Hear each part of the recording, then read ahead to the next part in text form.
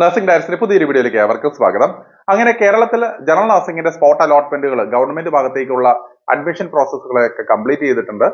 ഇനിയിപ്പോൾ അങ്ങോളം ഏതാനും ചില പ്രൈവറ്റ് നഴ്സിംഗ് സ്കൂളുകളിൽ മാത്രമാണ് ജനറൽ നഴ്സിംഗിന് അവസരം ഉണ്ടാകും. കേരളത്തിന്റെ പുറത്തേക്ക് ജനറൽ നഴ്സിംഗ് നോക്കുന്ന കുട്ടികൾക്കാണെന്നുണ്ടെങ്കിലും മെഡിക്കൽ കോളേജുകൾ ഉൾപ്പെടെ നിരവധിയായിട്ടുള്ള നഴ്സിംഗ് കോളേജുകളിലൊക്കെ തന്നെ വേക്കൻസീസ് അവൈലബിൾ ആണ്.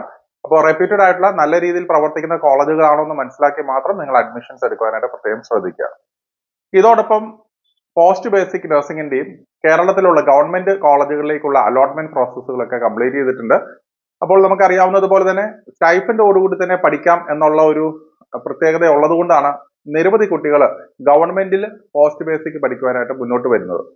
ഇതോടൊപ്പം തന്നെ കേരളത്തിന് പുറത്തേക്കുള്ള ഏതാനും ചില കോളേജുകളിൽ അവിടെയും സ്റ്റൈഫൻ സ്കീമോടുകൂടി തന്നെ പോസ്റ്റ് ബേസിക് പഠിക്കാനുള്ള അവസരങ്ങൾ ഉണ്ടെന്നും കൂടെ മനസ്സിലാക്കുക.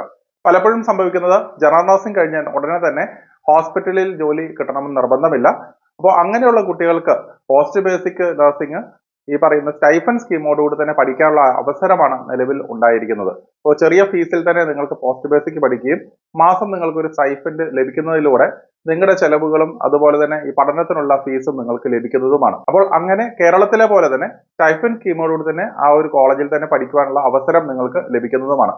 അങ്ങനെ ഏതാനും ചില കോളേജുകളിൽ സീറ്റുകൾ അവൈലബിൾ ആയിട്ട് വന്നിട്ടുമുണ്ട്.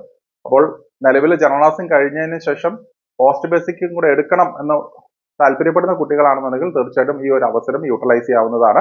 അപ്പോൾ അതിന്റെ കൂടുതൽ ഡീറ്റെയിൽസ് ഹെൽപ്പ് ലൈൻ നമ്പറിൽ കോൺടാക്ട് ചെയ്താൽ നിങ്ങൾക്ക് ലഭിക്കുന്നതുമായിരിക്കും. അതുപോലെ തന്നെ ജനറൽ നഴ്സിംഗ് കഴിഞ്ഞ കുട്ടികളാണെന്നുണ്ടെങ്കിൽ അതുകൊണ്ട് നിർത്താതെ നിങ്ങൾ ഹയർ സ്റ്റഡീസ് എന്നുള്ള രീതിയിൽ പോസ്റ്റ് ബേസിക് നഴ്സിംഗ് എടുക്കുന്നത് ഏറ്റവും ഉചിതമായിട്ടുള്ള കാര്യം തന്നെയാണ്. നമുക്കറിയാം ഇപ്പോഴത്തെ ഒരു സാഹചര്യത്തിൽ നഴ്സുമാർക്ക് വിദേശത്തേക്കോ അല്ലെങ്കിൽ ഗവൺമെന്റ് സർവീസിലേക്കോ ഒക്കെ പോകണമെങ്കിൽ നിലവിലത്തെ സാഹചര്യത്തിൽ BSc നഴ്സസ് നിരവധിയായിട്ടുള്ളത് കൊണ്ട് തന്നെ ആ ഒരു കാറ്റഗറിയിലായിരിക്കും കൂടുതൽ പ്രയോറിറ്റി ലഭിക്കുക. അതുകൊണ്ട് തന്നെ നിങ്ങൾക്ക് ഒരു പക്ഷേങ്കിൽ നിങ്ങൾ അപ്ഗ്രേഡ് ചെയ്ത് കഴിഞ്ഞാൽ നിങ്ങൾ ഡിപ്ലോമ എന്നുള്ളത് ഡിഗ്രിയിലേക്ക് അപ്ഗ്രേഡ് ചെയ്താൽ മാത്രമായിരിക്കും നിങ്ങൾക്ക് കൂടുതൽ പോസിബിലിറ്റീസ് ലഭിക്കുക.